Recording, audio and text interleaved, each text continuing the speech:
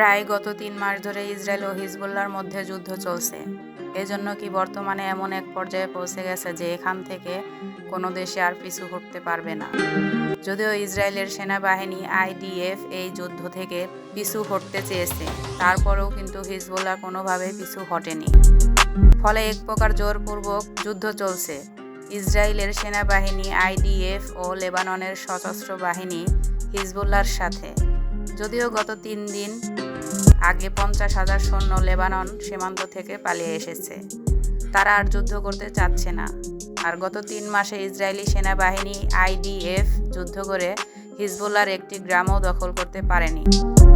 এর ফলে হিজবুল্লাহর কাছে বিশাল ধরনের পরাজয় মনে হয়েছে বলে মনে করেন ইসরায়েলের প্রেসিডেন্ট বেনিয়ামিন নেতানিয়াহু। তিনি এখন পর্যন্ত অবস্থান করছেন মাটির নিচে ব্যাংকারে। তিনি কোনোভাবেই মাটির নিচ থেকে আর বের হচ্ছেন না। ইসরায়েলের প্রেসিডেন্ট বেনিয়ামিন নেতানিয়াহু তার সৈন্যদের বিভিন্ন দিক নির্দেশনা মাটির নিচে ব্যাংকারে বসেই দিচ্ছেন।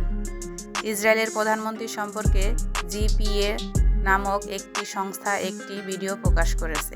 সেখানে দেখা যাচ্ছে যে ইসরায়েলের রাস্তা নিয়ে তেল আবিবের একটি গোপন ব্যাংকারে অবস্থান করছেন ইসরায়েলের প্রেসিডেন্ট বেনিয়ামিন নেতানিয়াহু। তিনি সেখানে বসেই যুদ্ধের বিভিন্ন দিক নির্দেশনা দিচ্ছেন। তিনি যাবতীয় কর্মকাণ্ড ওই ব্যাংকারে বসেই করছেন, কারণ ইসরায়েলি প্রধানমন্ত্রী সব দিক থেকেই মনে করেন তিনি এখন নিরাপত্তাহীনতায় ভুগছেন, বের হলেই অঘটন ঘটবে। বর্তমানে এই বেনিয়ামিন নেতানিয়াহু নিজ দেশেই খুব চাপের মুখে আছেন, কারণ তাদের দলেরই বেশ কিছু সদস্য তারা আর এই যুদ্ধ চাচ্ছে না। তারা চাচ্ছে যুদ্ধটি যেন এখনই বন্ধ হয়ে যায়, এবং নেতানিয়াহু তিনি নিজেই চাচ্ছেন এই যুদ্ধ বন্ধ করতে, কিন্তু পারছেন না, কারণ এই যুদ্ধ আর শেষ হবার নয়। কারণ এ পর্যন্ত প্রায় 55,000 মানুষকে হত্যা করেছে এই ইসরায়েলি নেতাই। এমনকি লেবাননের প্রায় 13,000 নিরীহ মানুষদের হত্যা করেছে এই ইসরায়েলের যুদ্ধবাজ নেতা বেনিয়ামিন নেতানিয়াহু। তাই এই নেতাকে সহজেই কেউ ছেড়ে দেবে না।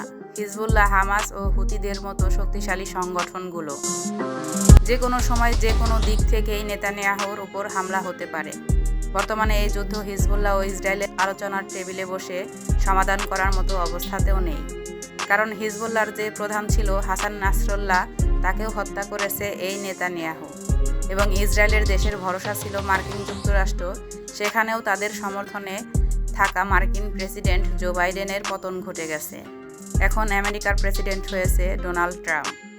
তিনি কিন্তু আগের মতো ইসরায়েলকে সমর্থন করবে না।